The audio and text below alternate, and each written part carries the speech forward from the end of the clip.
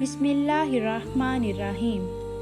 ناظرین، آج کی اس گفتگو میں ہم نہایت قدیم اور دلچسپ سوالات پر روشنی ڈالنے جا رہے ہیں کہ حضرت آدم علیہ السلام کی آمد سے پہلے اس کرۂ ارض پر کون سی مخلوق موجود تھی؟ پھر جب حضرت آدم علیہ السلام کو جنت سے زمین پر اتارا گیا تو ان پہلے بسنے والوں کا کیا بنا اور ان کے ساتھ کیا معاملہ پیش آیا؟ اکثر لوگ یہ جاننا چاہتے ہیں کہ حضرت آدم علیہ السلام اور حضرت اماں حوا علیہ السلام سے قبل دنیا کی حالت کیا تھی اور یہ زمین کن مراحل سے گزر کر وجود میں آئی۔ اسی سلسلے میں یہ سوال بھی کیا جاتا ہے کہ کیا حضرت آدم علیہ السلام سے پہلے کوئی نبی دنیا میں تشریف لائے یا نہیں؟ پھر یہ کہ حضرت آدم علیہ السلام کو جنت سے زمین کے کس مقام پر اتارا گیا اور ان کی تخلیق مٹی سے کیوں کی گئی اور وہ مٹی کہاں سے لائی گئی؟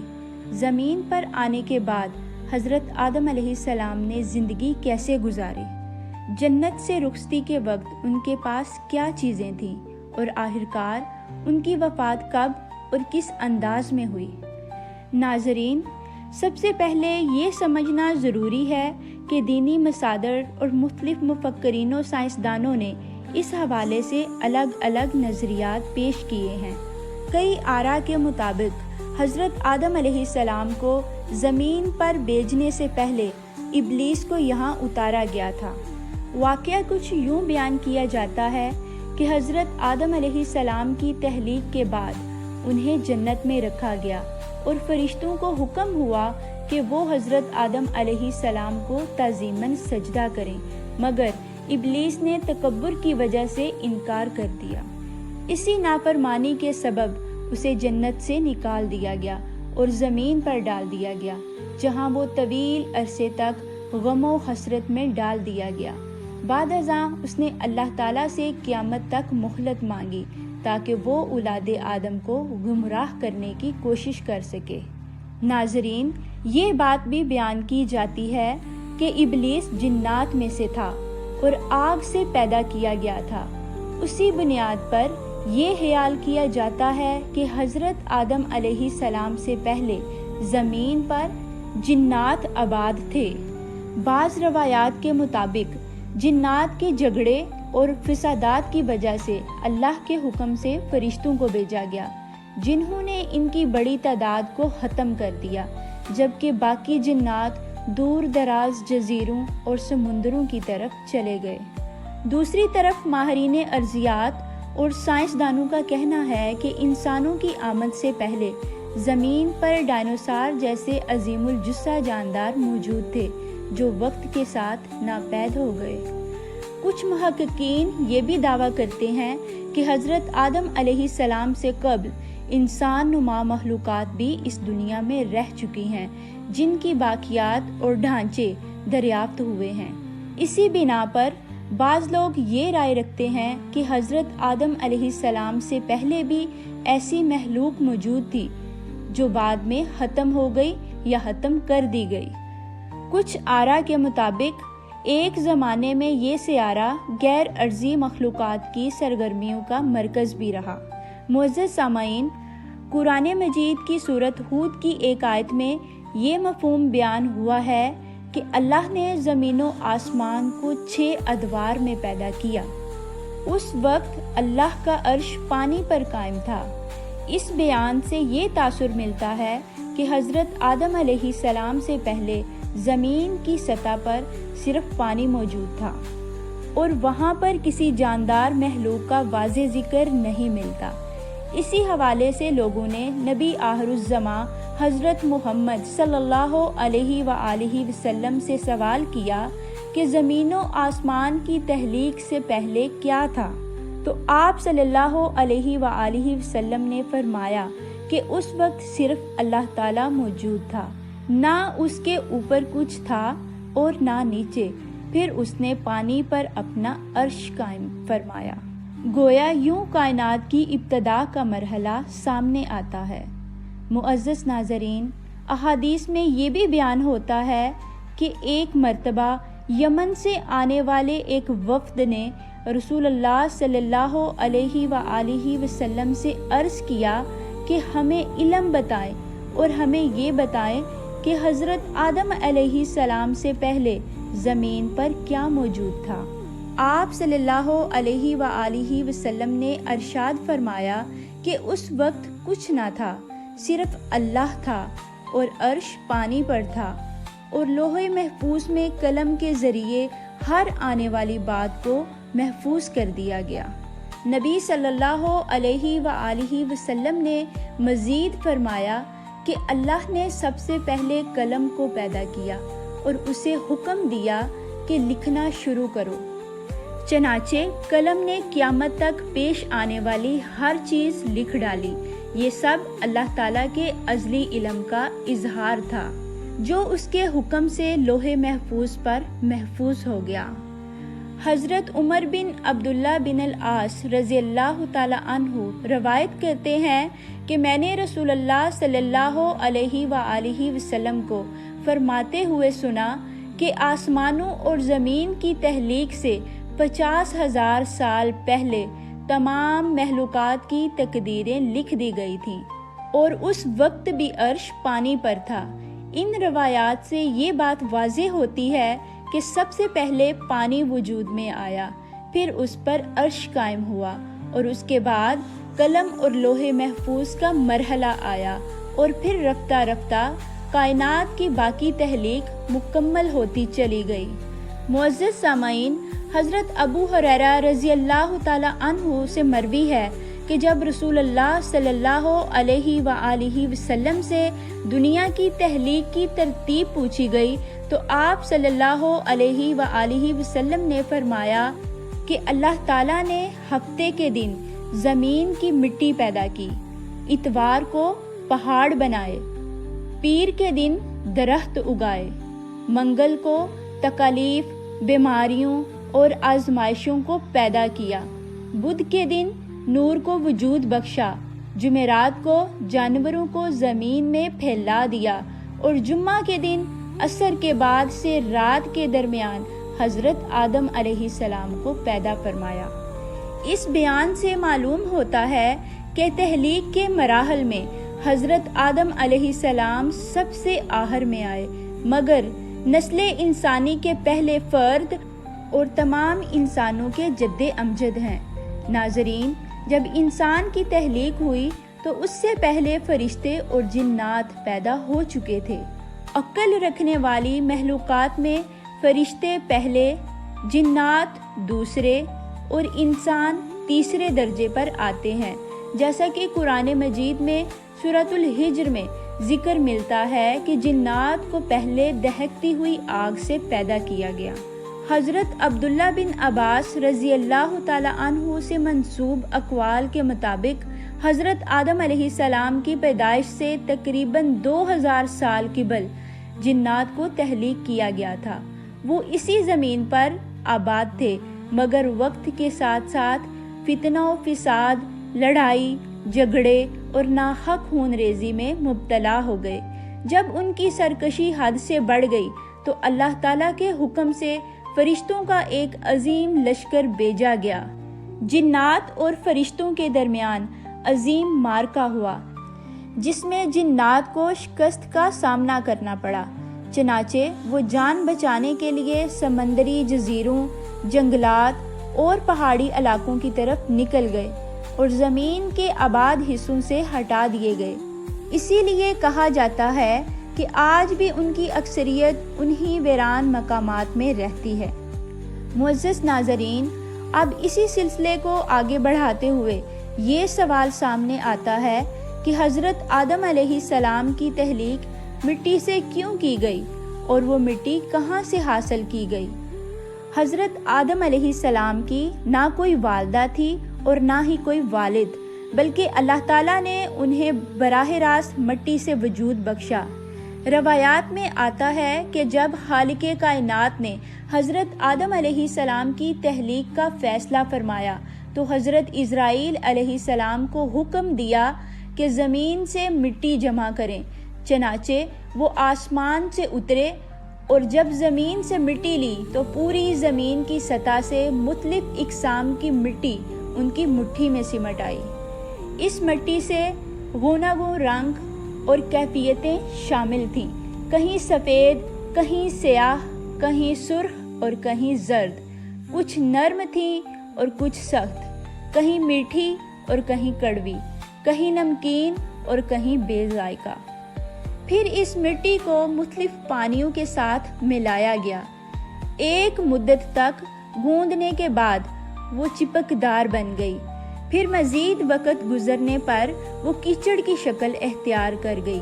بعد ازاں جب وہ خشک ہوئی تو وہ بجنے والی اور کھنکنے والی مٹی بن گئی۔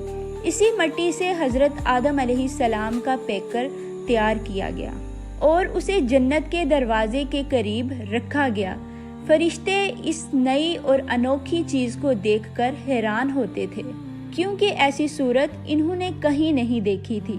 پھر اللہ تعالیٰ کے حکم سے اس جسم میں روح داخل کی گئی۔ جب روح ناک تک پہنچی تو حضرت آدم علیہ السلام کو چھینک آئی، اور جب زبان تک روح آئی تو آپ علیہ السلام نے الحمدللہ کہا، جس پر رب کریم نے فرمایا، اللہ تم پر رحم فرمائے۔ اے آدم، میں نے تمہیں اپنی حمد کے لیے پیدا کیا ہے۔ اس کے بعد روح پورے جسم میں سرایت کر گئی اور آپ علیہ السلام زندہ ہو کر کھڑے ہو گئے۔ اللہ تعالیٰ نے حضرت آدم علیہ السلام کو چند عظیم امتیازات عطا فرمائے۔ ایک یہ کہ انہیں اپنی خاص توجہ اور رحمت سے پیدا فرمایا، دوسری یہ کہ ان میں روح پھونکی، تیسری یہ کہ فرشتوں کو انہیں سجدہ کرنے کا حکم دیا، اور چوتھا یہ کہ عام چیزوں کے ناموں کا علم دیا۔ مختلف روایات میں ہے کہ ابلیس جنات میں سے تھا اور اپنی طویل عبادت اور ریاضت کے باعث فرشتوں کے ساتھ رہنے لگا تھا، یہاں تک کہ اسے نمایاں مقام حاصل ہو گیا۔ اس کی عبادت کا یہ عالم تھا کہ زمین و آسمان کا کوئی حصہ ایسا نہ تھا جہاں اس نے سجدہ نہ کیا ہو، مگر جب حضرت آدم علیہ السلام کو سجدہ کرنے کا حکم آیا تو اس کے دل میں غرور اور تکبر پیدا ہو گیا۔ اس نے کہا کہ میں آگ سے بنا ہوں اور یہ مٹی سے، میں اس کے آگے کیوں جھکوں؟ یوں اس نے حکم ماننے سے انکار کر دیا، اور اسی لمحے نیکی اور بدی کے درمیان کشمکش کا آغاز ہو گیا۔ بعض قدیم روایات میں ذکر ملتا ہے کہ شیطان نے حسد اور نفرت میں حضرت آدم علیہ السلام کے جسم کی طرف تھوک دیا۔ حضرت ابو موسیٰ اشعری رضی اللہ تعالی عنہ سے منقول ہے کہ نبی کریم صلی اللہ علیہ وآلہ وسلم نے فرمایا کہ اللہ تعالیٰ نے حضرت آدم علیہ السلام کو ایسی مٹی سے پیدا فرمایا جو پوری زمین سے جمع کی گئی تھی۔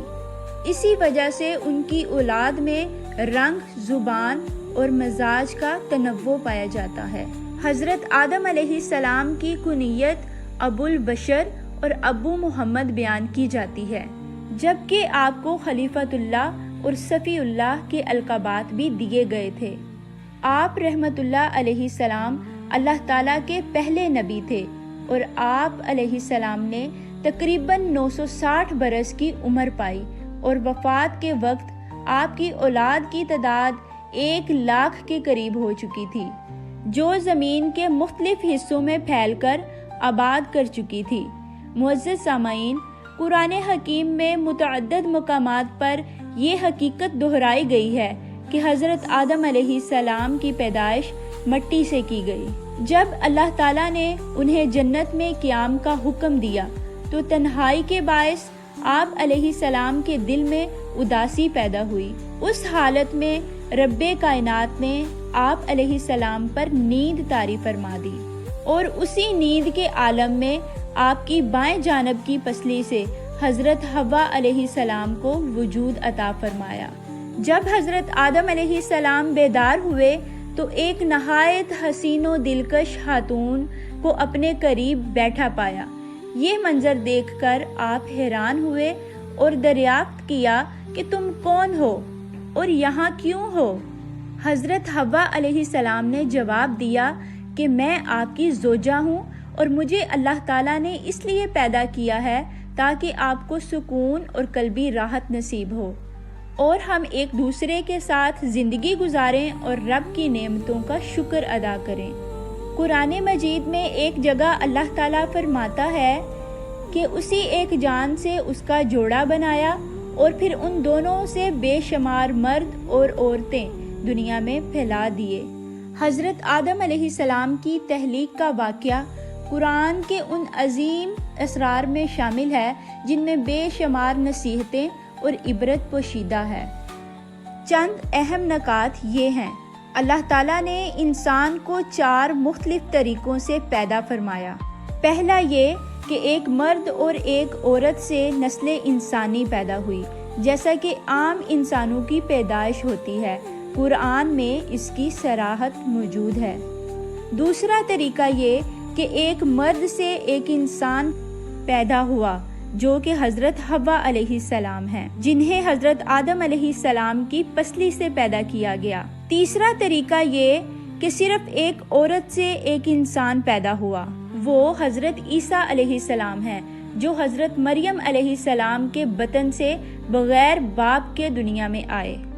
چوتھا طریقہ یہ کہ نہ مرد ہو اور نہ عورت، بلکہ براہ راست مٹی سے انسان کو تخلیق کیا گیا اور یہ شرف حضرت آدم علیہ السلام کو ہی حاصل ہوا۔ چاروں صورتوں سے یہ حقیقت واضح ہوتی ہے کہ اللہ تعالیٰ کسی ایک طریقے کا پابند نہیں، بلکہ وہ جس طریقے سے چاہے تخلیق فرمانے پر قادر ہے۔ اس تنوع کے ذریعے اللہ تعالیٰ نے اپنی قدرت، حکمت اور تخلیقی عظمت کو ظاہر فرما دیا۔ اللہ تعالیٰ نے تمام انداز اپنا کر یہ حقیقت واضح کر دی کہ وہ ہر شے پر مکمل اختیار رکھتا ہے اور جسے چاہے جیسے چاہے پیدا کرتا ہے۔ ناظرین، اب ایک اور سوال یہ ہے کہ حضرت آدم علیہ السلام کو پیدا ہوئے کتنا عرصہ گزر چکا ہے اور مختلف انبیاء علیہ السلام کے درمیان زمانی فاصلے کیا تھے؟ اس بارے میں نہ تو قرآن میں کوئی قطعی تفسیر موجود ہے، نہ صحیح احادیث میں، تاہم بعض تاریخی روایات موجود ہیں جن کے مطابق حضرت آدم علیہ السلام اور حضرت نوح علیہ السلام کے درمیان تقریباً 1200 سال کا وقفہ تھا۔ حضرت نوح علیہ السلام سے حضرت ابراہیم علیہ السلام تک لگ بھگ 1742 برس، حضرت ابراہیم علیہ السلام سے حضرت موسیٰ علیہ السلام تک تقریباً 565 سال، حضرت موسیٰ علیہ السلام سے حضرت عیسیٰ علیہ السلام تک تقریباً 1356 برس، حضرت عیسیٰ علیہ السلام سے نبی صلی اللہ علیہ وآلہ وسلم تک تقریباً 600 سال کا فاصلہ بیان کیا جاتا ہے۔ جہاں تک ان انبیاء کرام کی عمروں کا تعلق ہے تو روایات کے مطابق حضرت آدم علیہ السلام نے 960 سال، حضرت نوح علیہ السلام نے 950 سال، حضرت ابراہیم علیہ السلام نے 200 سال، حضرت داؤد علیہ السلام نے 100 سال، حضرت عیسیٰ علیہ السلام نے تقریباً 33 سال اور رسول اکرم صلی اللہ علیہ وآلہ وسلم نے 63 سال کی حیات پائی۔ ان روایات کے مطابق حضرت آدم علیہ السلام کی آمد سے اب تک تقریباً 90,288 برس گزر چکے ہیں، جبکہ حضرت آدم علیہ السلام اور حضرت محمد صلی اللہ علیہ وآلہ وسلم کے درمیان تقریباً 6,835 سال کا زبانی فاصلہ بنتا ہے۔ معزز سامعین، اب یہ بات بھی بیان کی جاتی ہے کہ حضرت آدم علیہ السلام جنت سے اتر کر زمین کے کس حصے میں تشریف لائے۔ تفصیلی روایات میں یہ ذکر ملتا ہے کہ آپ علیہ السلام کو مکہ اور طائف کے درمیان واقع ایک وادی میں اتارا گیا۔ بعض اقوال کے مطابق آپ صفا نامی پہاڑی پر نازل ہوئے۔ جب حکم الہی کے مطابق جنت سے رخصتی کا وقت آیا تو حضرت آدم علیہ السلام نے حوا علیہ السلام کا ہاتھ پکڑ کر فرمایا کہ اب جدائی، مشقت اور دنیا کی زندگی کا مرحلہ شروع ہو رہا ہے۔ اسی لمحے حضرت جبریل علیہ السلام تشریف لائے اور کہا کہ تم دونوں کو جدا ہونا ہوگا، کیونکہ رب کا حکم یہی ہے کہ تمہیں الگ الگ مقامات پر اتارا جائے۔ یہ سنتے ہی حضرت آدم علیہ السلام نے حضرت حوا علیہ السلام کا ہاتھ چھوڑ دیا۔ پھر روایت کے مطابق حضرت آدم علیہ السلام کو سرندیپ کے مقام پر، جو آج کے سری لنکا میں واقع ہے، اور حضرت حوا علیہ السلام کو جدہ کے مقام پر نازل کیا گیا، جبکہ شیطان کو اس سے پہلے ایلا کے علاقے میں ڈال دیا گیا تھا۔ اس دور میں جدہ اور سرندیپ کے درمیان فاصلہ تقریباً 200 میل کے قریب بتایا جاتا ہے۔ کہا جاتا ہے کہ حضرت آدم علیہ السلام کی جنتی زبان عربی تھی، مگر زمین پر آنے کے بعد وہ بھلا دی گئی اور اس کی جگہ سریانی زبان سکھا دی گئی۔ تاریخی حوالے یہ بھی بتاتے ہیں کہ جزیرہ سیلون یعنی موجودہ سری لنکا میں ایک پہاڑ ہے جسے آدم کی چوٹی یا کوہ آدم کہا جاتا ہے۔ اسی پہاڑی پر ایک قدم کا نشان منسوب کیا جاتا ہے۔ بعض روایات کے مطابق حضرت آدم علیہ السلام کے پاؤں کا نقش ہے۔ یہ پہاڑ سری لنکا کی دوسری بلند ترین چوٹی شمار ہوتا ہے، جس کی بلندی 7300 فٹ بتائی جاتی ہے، اور یہ دارالحکومت کولمبو سے لگ بھگ 220 کلومیٹر کے فاصلے پر واقع ہے۔ اس چوٹی تک پہنچنے کے لیے اکثر لوگ رات کے وقت سفر کرتے ہیں۔ اوپر پہنچنے میں تقریباً 4 گھنٹے لگتے ہیں۔ یہاں ایک سیاہ سخت پتھر میں دائیں پاؤں جیسا ایک نشان محفوظ کیا گیا ہے۔ اس کی لمبائی تقریباً 5 فٹ اور چوڑائی تقریباً 2 فٹ بتائی جاتی ہے۔ اسی بنا پر بعض لوگ اندازہ لگاتے ہیں کہ اس نقش سے منسوب شخصیت کا قد بہت بلند ہوگا۔ اس مقام پر مختلف مذاہب کے ماننے والے اپنے عقیدے کے مطابق عبادت کرتے ہیں۔ مسلمان اسے حضرت آدم علیہ السلام سے منسوب کرتے ہیں، اور بدھ مت کے پیروکار اسے بدھا کا نشان کہتے ہیں، جبکہ ہندو روایت میں اسے شیو سے جوڑا جاتا ہے۔ بدھ مت کی قدیم کتب میں بھی اس قدم کا ذکر ملتا ہے۔ اپریل کے مہینے میں یہاں زائرین کی تعداد بڑھ جاتی ہے، اور مقامی زبان میں اس مقام کو سری پاڑا کہا جاتا ہے۔ انہی تحریروں میں یہ بھی ذکر ملتا ہے کہ سکندر اعظم اور مشہور سیاح ابن بطوطہ نے بھی اس جگہ کا سفر کیا۔ ابن بطوطہ کے کہنے کے مطابق چین سے آنے والے زائرین بھی یہاں حاضری دیتے تھے، اور یہ بھی مشہور تھا کہ اس زمانے میں کچھ چینی زائرین قدم کے انگوٹھے کے پتھر کا ایک حصہ اپنے ساتھ لے گئے تھے۔ قدم کے آس پاس پتھر میں کئی گھڑے بنے ہوئے تھے، جن میں ہندو زائرین سونا، جواہرات اور موتی ڈالتے ہیں۔ مقامی لوگوں میں یہ بات مشہور ہے کہ ہر شخص کو قدم کا سائز اپنے ایمان کے مطابق دکھائی دیتا ہے۔ واضح رہے کہ قرآن یا صحیح احادیث میں اس قدم کے بارے میں کوئی ایسی دلیل موجود نہیں ہے۔ آگے یہ بھی بیان کیا جاتا ہے کہ جب حضرت آدم علیہ السلام زمین پر تشریف لائے تو ان کا پہلا کھانا اور لباس کیا تھا۔ بعض روایات کے مطابق حضرت آدم علیہ السلام 60 سے 100 سال تک جنت میں مقیم رہے، اور اس مدت میں انہیں جنت کے کسی بھی حصے میں جانے سے منع نہیں کیا گیا تھا سوائے اس ایک ممنوع درخت کے۔ شیطان اب ان دونوں کا اعلانیہ دشمن بن چکا تھا اور اپنی سزا کا بدلہ لینے کے لیے بے چین تھا۔ اس کی خواہش یہی تھی کہ یہ دونوں اللہ کے حکم کی نافرمانی کر بیٹھیں، چنانچہ اس نے ان کے دلوں میں وسوسے ڈالے تاکہ وہ چیزیں جو ایک دوسرے سے پوشیدہ تھیں ظاہر ہو جائیں۔ شیطان نے کہا کہ تمہارے رب نے تمہیں صرف اس لیے روکا ہے کہ کہیں تم کھا کر فرشتے نہ بن جاؤ یا ہمیشہ زندہ رہنے والوں میں شامل نہ ہو جاؤ۔ شیطان کی باتوں نے حضرت حوا علیہ السلام کو سوچ میں ڈال دیا۔ پھر شیطان کی بار بار کی چالوں نے اثر دکھایا اور اس نے حضرت حوا علیہ السلام کو پھل چکھنے پر آمادہ کر لیا۔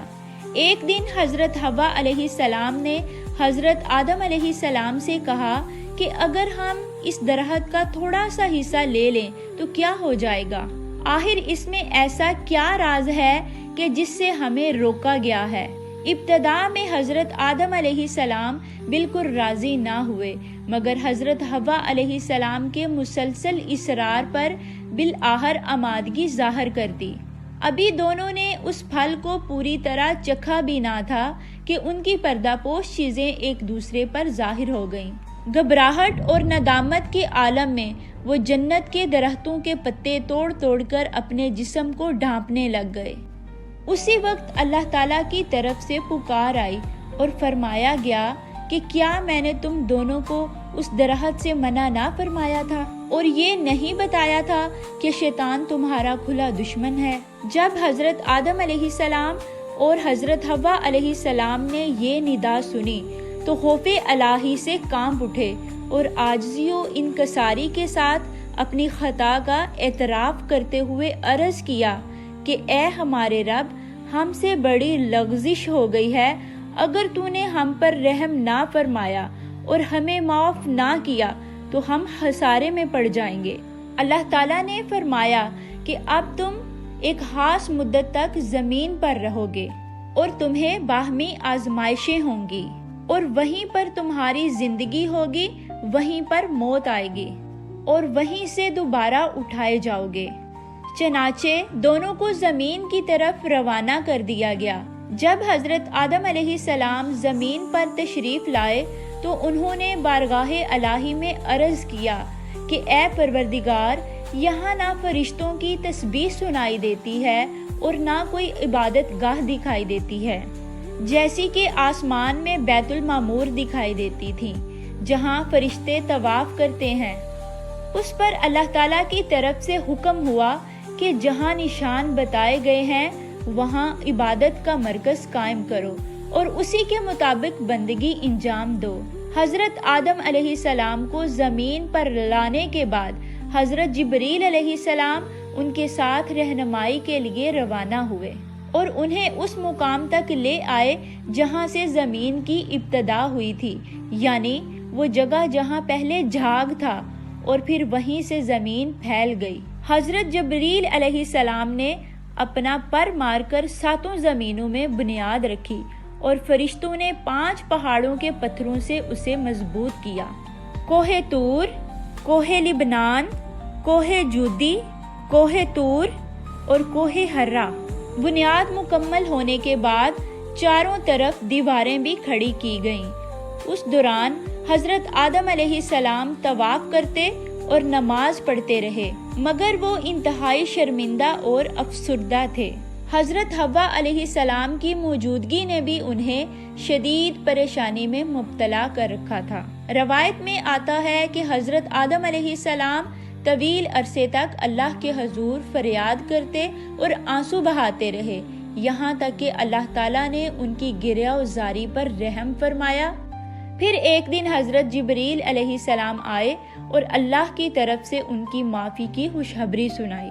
ایک روایت کے مطابق حضرت عمر رضی اللہ تعالیٰ عنہ سے مروی ہے کہ نبی کریم صلی اللہ علیہ وآلہ وسلم نے فرمایا کہ حضرت آدم علیہ السلام نے اللہ سے عرض فرمایا کہ اے میرے پروردگار، میں محمد صلی اللہ علیہ وآلہ وسلم کے وسیلے سے تیری بخشش طلب کرتا ہوں۔ اللہ تعالیٰ نے فرمایا کہ تم نے حضرت محمد صلی اللہ علیہ وآلہ وسلم کو کیسے پہچانا حالانکہ میں نے انہیں ابھی پیدا نہیں کیا؟ حضرت آدم علیہ السلام نے جواب دیا کہ جب آپ نے مجھے پیدا کیا تو میں نے عرش پر لکھا ہوا دیکھا تھا، لا الہ الا اللہ محمد رسول اللہ، اور اسی وجہ سے میں نے جان لیا کہ جس ذات کا نام آپ نے اپنے نام کے ساتھ جوڑا ہے وہ سب سے زیادہ محبوب ہے۔ اللہ تعالیٰ نے فرمایا کہ تم سچ کہہ رہے ہو اور تمہاری توبہ قبول کر دی گئی ہے، اور اگر محمد صلی اللہ علیہ وآلہ وسلم نہ ہوتے تو میں تمہیں بھی پیدا نہ کرتا۔ ایک اور روایت کے مطابق اللہ تعالیٰ نے حضرت آدم علیہ السلام اور حضرت حوا علیہ السلام کو محسوس دعائی کلمات سکھائے، ان کے ذریعے انہوں نے معافی طلب کی اور جمعہ کے دن ان کی توبہ قبول ہوئی۔ خوشی کے عالم میں حضرت آدم علیہ السلام سر بے سجود ہو کر شکر ادا کرتے رہے، پھر جبریل علیہ السلام نے انہیں مکہ لے گئے جہاں حضرت آدم علیہ السلام نے کعبہ کی بنیاد رکھی اور حجر اسود کو دیوار میں نصب کیا، اس کے گرد طواف کیا۔ طواف کے بعد حضرت جبریل علیہ السلام انہیں جبل عرفات لے گئے جہاں حضرت حوا علیہ السلام موجود تھیں، مگر طویل جدائی اور حالات کی وجہ سے دونوں ایک دوسرے کو فوری طور پر پہچان نہ سکے۔ حضرت جبرائیل علیہ السلام نے انہیں متعارف کروایا اور یوں حضرت آدم اور حضرت حوا کی زمین پر پہلی ملاقات ہوئی۔ مختصر یہ کہ طوفان نوح تک کعبہ اسی حالت میں رہا اور طوفان کے بعد وہ مقام ایک بلند ٹیلے کی صورت اختیار کر گیا، مگر لوگ پھر بھی وہاں آ کر دعائیں کرتے اور برکت کے لیے آتے۔ یہ حالت کعبہ کی حضرت ابراہیم علیہ السلام کے زمانے تک قائم رہی۔ جب حضرت اسماعیل علیہ السلام اور حضرت ہاجرہ علیہ السلام یہاں آئیں اور یہاں آباد ہوئے، حضرت ہاجرہ علیہ السلام کی وفات کے بعد اللہ تعالیٰ نے حضرت ابراہیم علیہ السلام کو حکم دیا کہ وہ بیٹے اسماعیل علیہ السلام کے ساتھ خانہ کعبہ کی عمارت کی تعمیر کریں۔ کعبہ کی حدود کا تعین ایک مخصوص طریقے سے کیا گیا۔ ایک بادل کا ٹکڑا بھیجا گیا جس کے سائے میں مقام کی حد متعین کی گئی۔ حضرت جبرائیل علیہ السلام نے اس سائے کی مدد سے ایک خط کھینچا اور حضرت ابراہیم علیہ السلام نے اسی خط کے مطابق بنیاد رکھی اور کعبہ کی شکل واضح ہو گئی۔ پھر اس پر عمارت بنائی گئی اور اس کی بلندی 9 ہاتھ مقرر کی گئی۔ خانہ کعبہ کے اندر ایک محسوس صندوق بنایا گیا تاکہ جو بھی نذرانہ یا تحفہ آئے اسے اسی میں رکھا جا سکے۔ کعبہ کے دروازے ابتدائی طور پر 2 تھے، ایک داخلے کے لیے اور ایک نکلنے کے لیے۔ حضرت ابراہیم علیہ السلام اور حضرت اسماعیل علیہ السلام نے 3 پہاڑوں کے پتھر استعمال کیے۔ بعد میں عمارت میں کچھ تبدیلیاں کی گئیں، اس کی اونچائی بڑھائی گئی اور دروازوں کی تعداد کم کر کے 1 کر دی گئی۔ وقت کے ساتھ ساتھ کئی اور چھوٹی چھوٹی تبدیلیاں بھی واقع ہوتی رہیں۔ اب آتے ہیں اس اہم بات کی جانب جس کی طرف توجہ مرکوز ہے، یعنی حضرت آدم علیہ السلام سے پہلے کس پیغمبر کا تذکرہ ملتا ہے۔ جنات جو اللہ کی مخلوق ہیں، انسانوں کی تخلیق سے بھی پہلے پیدا ہوئے تھے۔ بعض روایات کے مطابق جنات حضرت آدم علیہ السلام کی تخلیق سے تقریباً 2000 سال قبل پیدا ہوئے تھے اور جنات کے درمیان بھی پیغمبروں کو بھیجا گیا تھا۔ روایت میں آتا ہے کہ ایک شامی شخص حضرت علی رضی اللہ تعالی عنہ کے پاس آیا اور سوال کیا کہ کیا اللہ تعالیٰ نے جنات کی ہدایت کے لیے کسی نبی کو بھیجا؟ تو مولا علی رضی اللہ تعالی عنہ نے فرمایا کہ ہاں، ایک پیغمبر جنات کی ہدایت کے لیے بھیجا گیا جس کا نام یوسف تھا، لیکن جنات نے اسے قتل کر دیا۔ روایت سے معلوم ہوتا ہے کہ جنات بھی مکلف اور فرائض کے حامل ہیں، ان کی ہدایت کے لیے بھی پیغمبر بھیجے گئے۔ حضرت آدم علیہ السلام جب زمین پر آئے تو اللہ تعالیٰ نے ان کے لیے مناسب لباس کا انتظام کیا اور ان کی اولاد کو عزت و کرامت سے نوازا اور بہت سی مخلوقات پر فضیلت دی۔ حضرت آدم علیہ السلام کی اولاد میں سے 2 نے ایک مرتبہ اللہ کے حضور قربانی پیش کی اور اللہ نے ایک کی قربانی قبول فرمائی اور دوسرے کی نہیں۔ جس کی قربانی قبول نہ ہوئی اس نے اپنے بھائی سے کہا میں تجھے قتل کر دوں گا۔ بھائی نے کہا کہ اللہ تعالیٰ متقی لوگوں کی قربانی قبول فرماتا ہے، تمہارے دل میں تقوی نہیں، اس لیے تمہاری قربانی قبول نہیں ہوئی، اس میں میرا کیا قصور ہے؟ آخرکار اس نے اپنے بھائی کو قتل کر دیا۔ یوں دنیا میں پہلا قتل ہوا اور قاتل نے اپنے بھائی کو مارا۔ قتل کے بعد اسے سمجھ نہ آیا کہ اپنے بھائی کی لاش کے ساتھ کیا کرے۔ قتل کے بعد اللہ تعالیٰ نے ایک کوے کو زمین پر بھیجا تاکہ قابیل اپنے بھائی کی لاش چھپانے کا طریقہ سیکھ سکے۔ قابیل نے کوے سے سبق سیکھا اور پھر اپنے کیے پر بہت شرمندہ ہوا اور افسوس کرنے لگا۔ قاتل کا نام قابیل اور مقتول کا نام حابیل تھا۔ قابیل پہلا انسان تھا جس نے بنی آدم علیہ السلام میں قتل کا فعل انجام دیا، اور حضرت آدم علیہ السلام اس واقعے پر بہت رنجیدہ اور افسردہ ہوئے۔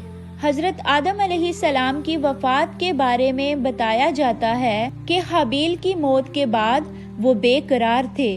اللہ تعالیٰ نے حضرت جبرائیل علیہ السلام کو ان کی تسلی کے لیے بھیجا۔ حضرت جبرائیل علیہ السلام نے انہیں بتایا کہ اللہ تعالیٰ نے عنقریب انہیں ایک بیٹے سے نوازنا ہے، جس کی نسل سے آنے والے وقت میں پیغمبر پیدا ہوں گے۔ چنانچہ حابیل کے قتل کے 5 سال بعد حضرت آدم علیہ السلام کے ہاں بیٹے کی ولادت ہوئی، اور اس کا نام شیش رکھا گیا، جس کا مطلب ہے اللہ کا دیا ہوا تحفہ۔ جب حضرت آدم علیہ السلام کی وفات کا وقت قریب آیا تو انہوں نے اپنے بیٹوں سے فرمایا کہ میں جنت کے پھل کھانا چاہتا ہوں۔ بیٹے ان کی اس خواہش کو پورا کرنے نکلے، لیکن راستے میں انہیں فرشتے ملے۔ ان فرشتوں کے پاس حضرت آدم علیہ السلام کا کفن، خوشبو، کلہاڑے اور ٹوکریاں تھیں۔ فرشتوں نے بیٹوں سے کہا کہ واپس چلے جاؤ، آپ کے والد فوت ہو چکے ہیں۔ جب فرشتے حضرت آدم علیہ السلام کی روح قبض کرنے آئے تو حضرت حوا علیہ السلام نے انہیں پہچان لیا۔ حضرت آدم علیہ السلام سے چمٹ گئیں، لیکن حضرت آدم علیہ السلام نے فرمایا کہ مجھے اپنے رب کے فرشتوں کے پاس رہنے دو۔ فرشتوں نے حضرت آدم علیہ السلام کی روح قبض کی، غسل دیا، کفن پہنایا، خوشبو لگائی، قبر کھودی، ان کی تدفین کی تیاری مکمل کی۔ حضرت جبرائیل علیہ السلام نے حضرت شیش علیہ السلام کو نماز جنازہ پڑھانے کا طریقہ سکھایا، اور آپ علیہ السلام نے یہ نماز ادا کی۔ تاریخ القدس کے مطابق حضرت آدم علیہ السلام کی عمر مبارکہ 960 سال تھی، اور انہیں جبل ابلقیس کے غار میں دفن کیا گیا۔